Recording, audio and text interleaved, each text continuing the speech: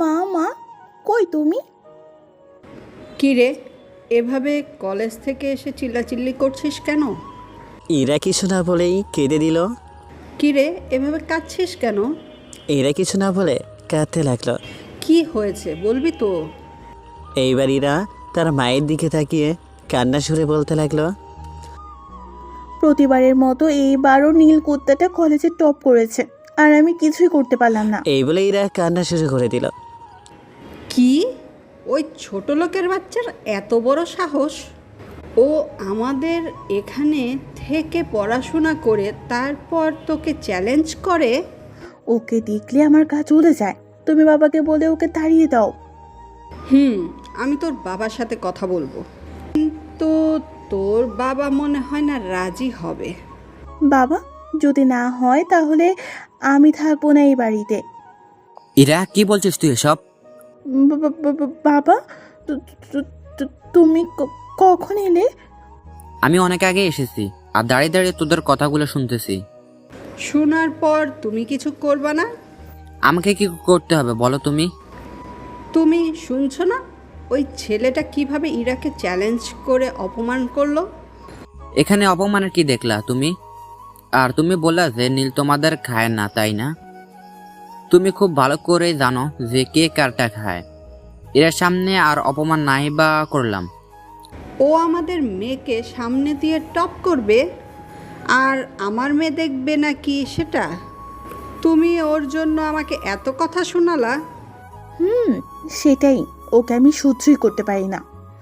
বাহ, মামের চরিত্র দেখে ফুলের চেয়ে পবিত্র। কি করে এত নিচে নামতে পেরেছো তোমরা?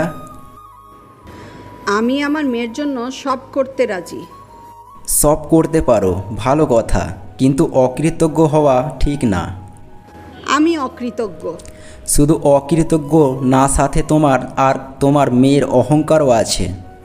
আজ ওই ছোট লোকের জন্য এত বড় কথা বলতে পারলে বাবা? তুই চুপ থাক। নীল ছোট লোক না, ও আমার ছেলে। তোমার ছেলেকে বলে দিও আর যাতে আমার মেয়ের সামনে না আসে। বলে দেব, যাতে বিষের সামনে না এসে নিজের পবিত্র ফুলটাকে নষ্ট করে। তুমি আমাদেরকে বিষের সাথে তুলনা করছো? করলাম। আর যদি কোনো দিন নীল এর ব্যাপারে আমাকে কিছু বলেছিস, তাহলে সেদিন আমি আর নীল একসাথে বাড়ি থেকে বেরিয়ে যাব, এই বলে দিলাম। এই কথা বলেই ইরার বাবা যেই ঘর থেকে বেরিয়ে আসবে তখনই আমার সাথে ধাক্কা খেলো। আরে নীল, তুমি এইখানে? আঙ্কেল, আমি আপনাদের দোয়ায় খুব ভালো রেজাল্ট করেছি, এই জন্য আপনাদের জন্য মিষ্টি নিয়ে আসলাম। তাই নাকি বাবা, খুব ভালো। দাও দাও, মিষ্টি খাবো। আজ আমার ছেলে ভালো রেজাল্ট করেছে, সত্যি খুব খুশি আমি। আমি আঙ্কেলকে মিষ্টি দিলাম। আমি এইগুলো আন্টিকে দিয়ে আসি। ওকে, যাও। আমি আন্টি রুমে ঢুকে আন্টিকে মিষ্টি দিতে গেলাম। আন্টি, এই নিন, আমি পরীক্ষায় ভালো রেজাল্ট করেছি, তাই আপনাদের জন্য মিষ্টি নিয়ে এসেছি। গায়ে আগুন ধরিয়ে দিয়ে এখন মিষ্টি খাওয়াতে আসছিস, তাই না? এই বলে এরা আমার হাত থেকে মিষ্টির প্যাকেটটা নিয়ে ছুঁড়ে ফেলে দেয়। প্রত্যেকটা মিষ্টি ফ্লোরে পড়ে আছে। আর কখনো আমার সামনে আসবি না। আমি কিছু না বলে ছল ছল চোখে তাদের দিকে তাকিয়ে রইলাম। এভাবে চেয়ে আছিস কেন? যা এখান থেকে। আমি কিছু না বলে চলে আসলাম। ওদের ব্যবহারে আমার মোটেও কষ্ট হয় নাই, কারণ প্রতিদিন ওরা আমার সাথে এমন খারাপ আচরণই করে, তাই সহ্য করতে করতে অভ্যাস হয়ে গেছে। এই যা বাবা, এত কথা বলে ফেললাম, কিন্তু পরিচয়টা তো এখনও দিলাম না। যাই হোক, আমি হলাম নিলয় আহমেদ নীল। বাবা মা নেই, মানে আজ থেকে কয়েক বছর আগে বাবা মা গাড়ি অ্যাক্সিডেন্ট করে মারা যায়। সেই থেকে বাবার বন্ধু ইরার বাবা আমার দায়িত্ব নেন, আর আমি আর ইরা একসাথেই আর একই ক্লাসে পড়ি। আর জানতে হবে না, এতটুকুই জানলেই চলবে। আমি রুমে এসে একটা বই পড়তে লাগলাম। এমন সময় ইরার জোরে জোরে আমার নাম ধরে ডাকতে আমি দ্রুত তার কাছে গেলাম। আমাকে ডাকছেন? দেখেছি। আজকে কাজের লোক আসতে পারবে না, আর তোর মিষ্টিগুলা ফ্লোরে পড়ে গেছে, ওইগুলা পরিষ্কার কর এক্ষুনি। আমি পরিষ্কার করব? অবাক চোখে। তুই করবি, তোর মিষ্টি, তাই তুই পরিষ্কার কর।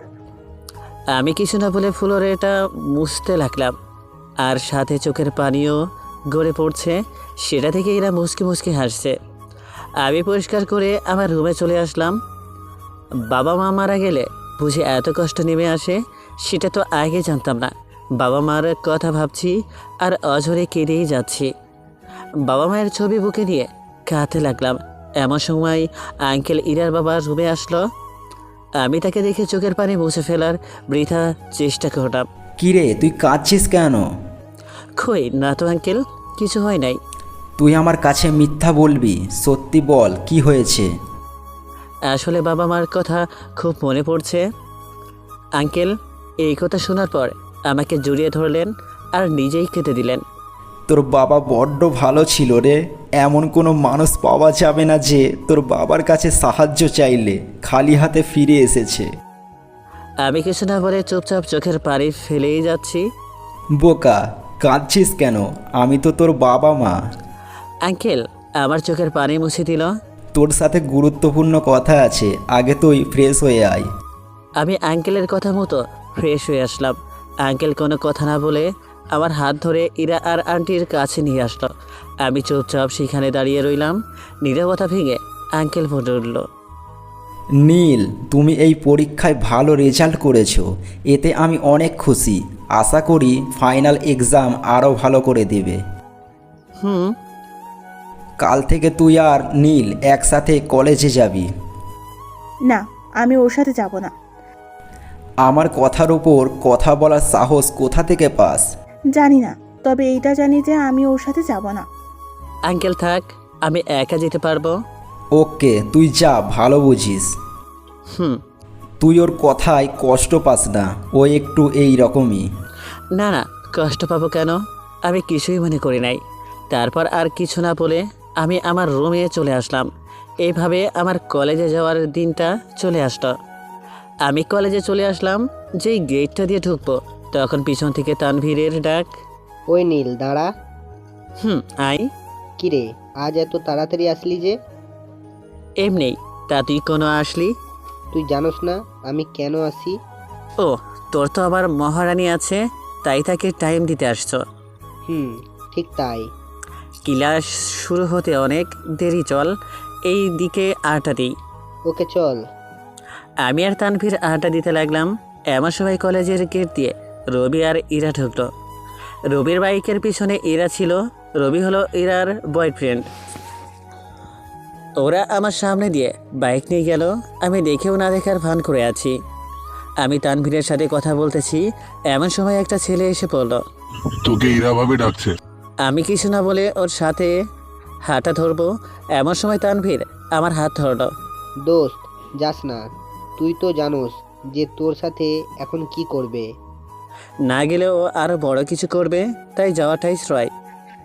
আমি তানভীরের হাত ছেড়ে ছেলেটির সাথে হাঁটা ধরলাম।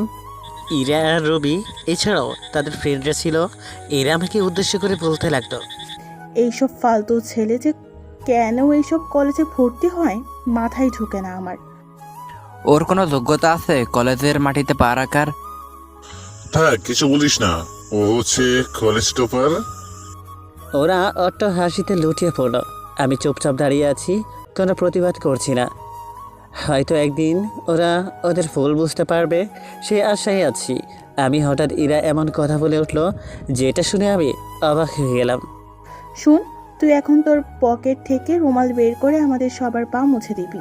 শুধু মুছবে না, বরং এই রুমাল দিয়ে তারপর নিজের মুখ মুছতে হবে। না, আমি এই কাজ পারবো না। তোর সাহস কিভাবে হয় আমাদের মুখের উপর কথা বলতে? আমি চুপচাপ গালে হাত দিয়ে দাঁড়িয়ে আছি আর চোখ দিয়ে নিঠুর পানি আটকানোর বৃথা চেষ্টা করে যাচ্ছি। কানলে হবে না, যা করতে বলছি সেটা কর। আমি আর উপায় না পেয়ে রুমালটা বের করে সবার পা মুছে দিলাম। পুরো কলেজের ছেলে মেয়েরা সব দাঁড়িয়ে দাঁড়িয়ে দেখছে। কেউ হয়তো মজা নিচ্ছে, আবার কেউ ইরার কাজের ঘৃণা প্রকাশ করছে। সবাই শেষে আমি যেই ইরার পা মুছতে দিলাম, তখনও আমাকে একটা লাথি মারলো। সাথে সাথে আমি মাটিতে পড়ে যাই। আমাকে লাথি মারলেন কেন? ইচ্ছে হয়েছে, মেরেছি। এখন কথা না বলে রুমালটা দিয়ে তোর মুখটা মুছে ফেল। আমি ভেজা চোখ দিয়ে রুমাল দিয়ে মুখটা মুছলাম। যা, আবার যখন ডাকবো তখন আসতে হবে, নইলে যে কি হবে তুই ভাবতেও পারবি না। আমি চুপচাপ সেইখান থেকে তানভীরের কাছে চলে আসলাম। আমি এসে দেখি তানভীরের চোখে পানি। খিরে, তুই কাঁদছিস কেন? তোকে কত করে বললাম যে যাস না, এখন দেখলি তো কি হলো। হয়তো এমন ব্যবহার আমার কপালে ছিল, তাই হয়েছে। এইখানে আর থাকা লাগবে না, তুই এখন ক্লাসে চল, নইলে ওরা আবার অপমান করবে। চল। আমি আর তানভীর ক্লাসে চলে আসলাম। কিছুক্ষণ পর ইরা আর ইরার বন্ধুরা ক্লাসে আসলো। আমি ওদের দিকে না তাকিয়ে চুপচাপ নিচের দিকে তাকিয়ে আছি। ওরা আমাকে নিয়ে হাসাহাসি করছে। আমি আর তানভীর কিছু না বলে চুপচাপ বসে রইলাম। কিছুক্ষণ পর স্যার ক্লাসে আসলো। এসে আমার টপার হওয়া নিয়ে অনেক প্রশংসা করলো। সবাই আমার দিকে তাকিয়ে করতালি দিল। আর ইয়ার ওর বয়ফ্রেন্ডরা রাগে ফুঁসতে লাগলো। হয়তো আজও আমার কপালে খারাপ কিছু থাকবে। ক্লাস শেষ করে আমি আর তানভীর একসাথে বাড়ি ফিরছিলাম। হঠাৎ ইরা রবির বাইকে করে যাওয়ার সময় মাথায় পানি ঢেলে দিয়েছে। আমি কিছু না বলে চুপচাপ হাঁটতে লাগলাম। এইভাবে আর কতদিন কতদিন সহ্য করবি? দোস্ত, তুই তো জানোস আমি চাইলে তো এক সেকেন্ডেই ইরাকে পথে বসাতে পারি, কিন্তু না, আমি হঠাৎ করে কিছুই করব না, আস্তে আস্তে করব। ওকে, তুই যা ভালো বুঝস। তারপর আমি আমার বাসায় এসে পড়লাম। আন্টি খাবার খাওয়ার জন্য রেখে গেল। আমি ফ্রেশ হয়ে খাবার টেবিলে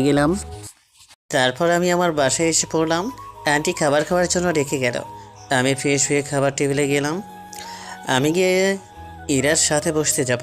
ঠিক তখনই, এই, তুই এইখানে বসবি না। কেন? আমার মুখের উপর প্রশ্ন করার সাহস কোথা থেকে পেলি? তুই আর কখনো আমাদের সাথে বসে খাবি না, তুই তোর রুমে নিয়ে গিল। আমি কিছু না বলে চুপচাপ আমার খাবার নিয়ে রুমে এসে খেতে লাগলাম। খাওয়া শেষ করে রুমে শুয়ে শুয়ে মোবাইল টিপছি। হঠাৎ রুমে আন্টি আসলো। আন্টি, আপনি এখানে? তোকে একটু বাজারে যেতে হবে। ওকে, যাব। বলেন কি আনতে হবে? ইরার জন্য কসমেটিক, আর কিছু না। ওকে, কি আনবো বলেন। তারপর আন্টি আমাকে একটা লিস্ট দিল আর আমি খুশি মনে বাজারে চলে আসলাম। সব আইটেম কেনা শেষ, বাট একটা আইটেম পাচ্ছি না। সারা বাজার খুঁজলাম, কিন্তু কিছুতেই পেলাম না। সবই তো নিলাম, একটা না নিলে সমস্যা হবে না। বাজার থেকে সব কিনে বাড়ির উদ্দেশ্য রওনা দিলাম। আন্টির হাতে ব্যাগটা দিয়ে আমি রুমে আসলাম। কিছুক্ষণ পর খুব চিৎকার করে আমার নাম ডাকার শব্দ শুনতে পেলাম। হয়তো ইরা ডাকছে। আমি দ্রুত ইরার কাছে গেলাম। কিছু লাগবে আপনার? তুই সব কসমেটিক ঠিক মতো এনেছিস, কিন্তু যেটা মেন ওইটাই আনিসনি কেন? আমি আসলে সারা বাজার খুঁজেও পাই নাই। এত বড় মিথ্যা কথা! তুই আসলে একটা কাচুর। ইরার মুখে চোর কথা শুনে বুকটা মোচড় দিয়ে উঠল। চুপচাপ সহ্য করে যাচ্ছি। আমাকে চোর বলবেন না। তোর এত বড় সাহস যে তুই আমার মুখের উপর কথা বলিস! ইরার থাপ্পড়ে হয়তো ঠোঁট কাটা গেছে। ও এত জোরে মেরেছিল যে চোখ থেকে পানি গড়িয়ে পড়ল। যা যা আমার চোখের সামনে থেকে। চোখের পানি ফেলে নিজের রুমে আসলাম আর মুখের উপর বালিশ রেখে কাঁদতে লাগলাম, যাতে আমার কান্না যাতে কেউ শুনতে না পাই। আচ্ছা, বাবা মায়ের কথা খুব মনে পড়ছে। বাবা মায়ের ছবিটা বের করে কাঁদতে লাগলাম আর বলতে লাগলাম, মাগো, আমি জানতাম না যে তোমরা আমার উপর থেকে সরে গেলে যে অন্ধকারের ছায়া আমাকে এইভাবে গ্রাস করবে। তোমরা তো আমাকে এত অবহেলা দিয়ে বড় করো নাই। আমি তো সোনার চামচ মুখে নিয়ে জন্মেছি। আজ নিজের বাড়িতে কেন চাকরের মতো থাকতে হচ্ছে আমায়? এই নিয়ে আমার কোনো অভিযোগ নাই। তোমরা আমার কথা ভেবে কষ্ট পেও না। আমি খুব ভালো আছি। শুধু আমাকে একটু দোয়া করো, যাতে সব বাধা অনায়াসে পার করে দিতে পারি। এইভাবে মা বাবার ছবি বুকে নিয়ে কাঁদতে লাগলাম। এক পর্যায়ে কাঁদতে কাঁদতে ঘুমিয়ে পড়লাম। বিকেলে ঘুম থেকে উঠে ছাদে গেলাম। গিয়ে কতক্ষণ প্রকৃতির সাথে প্রেম করে আসলাম। বাসায় ঢুকে দেখি আঙ্কেল অফিস থেকে চলে আসলো। কি রে, তোর ঠোঁটে কি হয়েছে? কি বলবো বুঝতে পারছি না। ধুর, একটা বানিয়েই বলে দিই। দুপুরে হঠাৎ চলতে গিয়ে একটা দেয়ালের সাথে ধাক্কা খাই অনেক জোরে। অনেকখানি কেটে গেছে, দেখে চলতে পারিস না? একটু আমার রুমে আয়, তোর সাথে কথা ছিল। আগে আপনি ফ্রেশ হয়ে আসেন, তারপর না হয় আমি যাব। ওকে। আমি আমার রুমে এসে বিছানা গুছাতে লাগলাম। বিছানা গুছিয়ে আমি আঙ্কেলের রুমে গেলাম।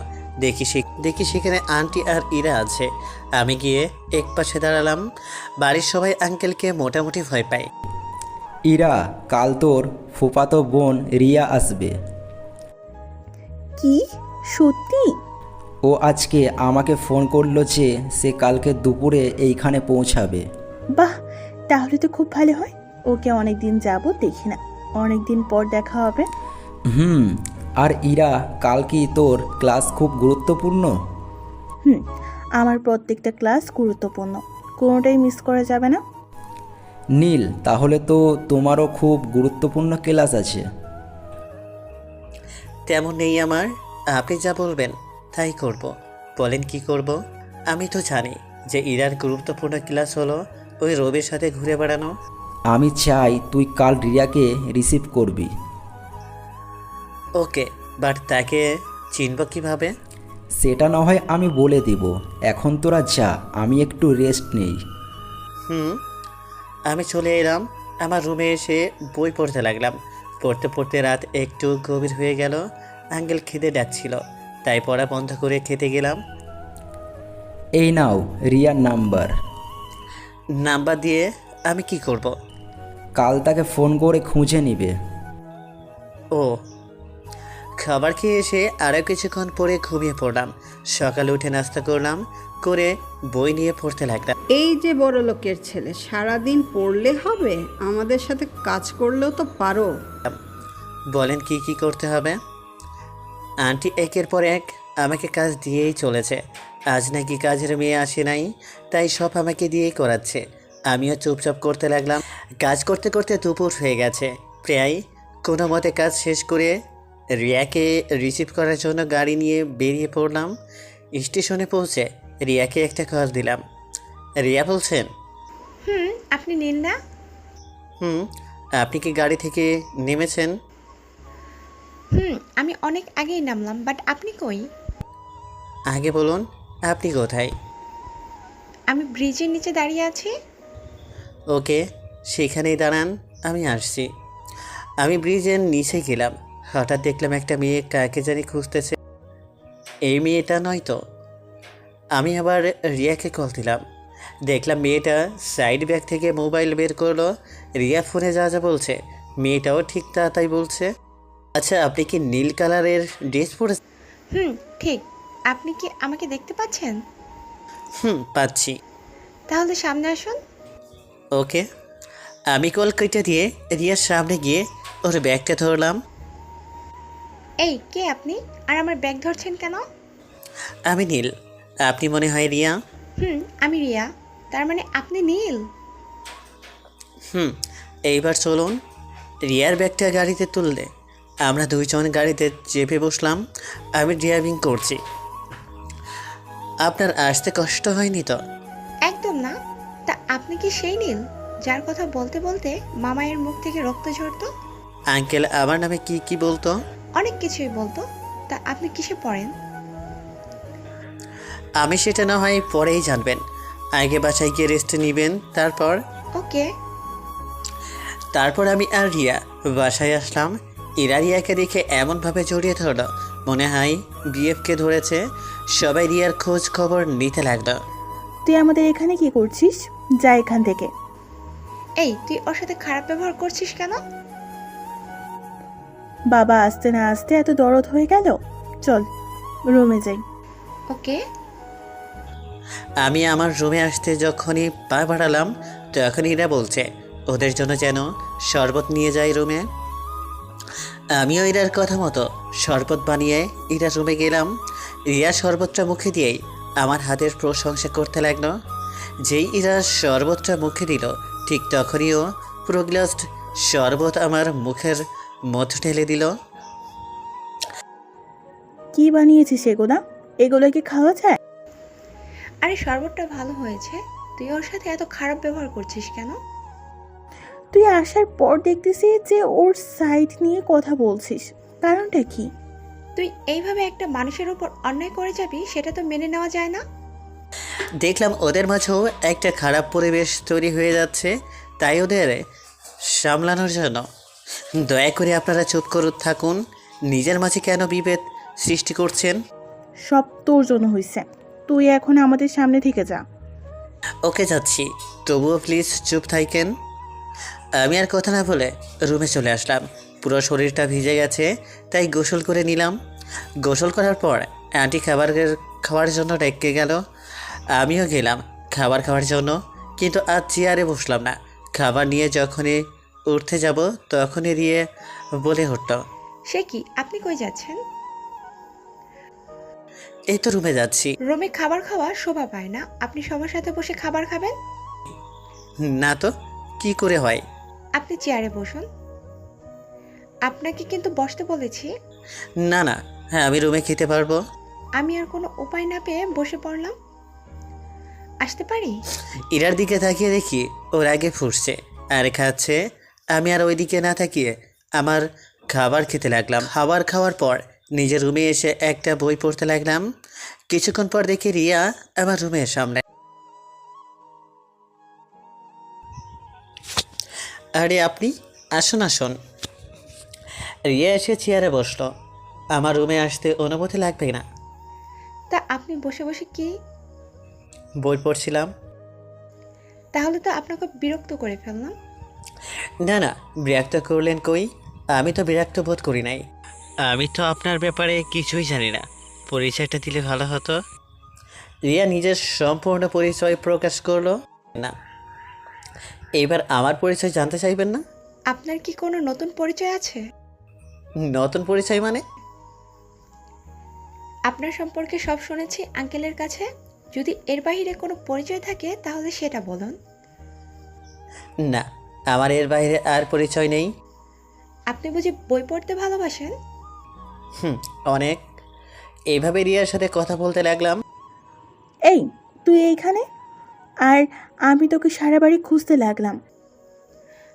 নীল ভাইয়ের সাথে বসে বসে গল্প করছি। তুই আর মানুষ পেলি না গল্প করার জন্য? তুই তো তোর বিএফের জন্য আমার সাথে কথাই বলতে পারিস না। হয়েছে, এখন চল। না না, আমি এখানে আরো কতক্ষণ থাকবো? চল তো, ওর কাছে থাকা লাগবে না। এই বলে ইরা রিয়ার হাত ধরে টেনে নিয়ে যাই। আমি চুপচাপ নিচের দিকে তাকিয়েছিলাম, একটা কথা বলি নাই। আমি আবার বই পড়তে লাগলাম। পড়তে পড়তে কখন যে ঘুমিয়ে গেলাম তা বলতেই পারবো না।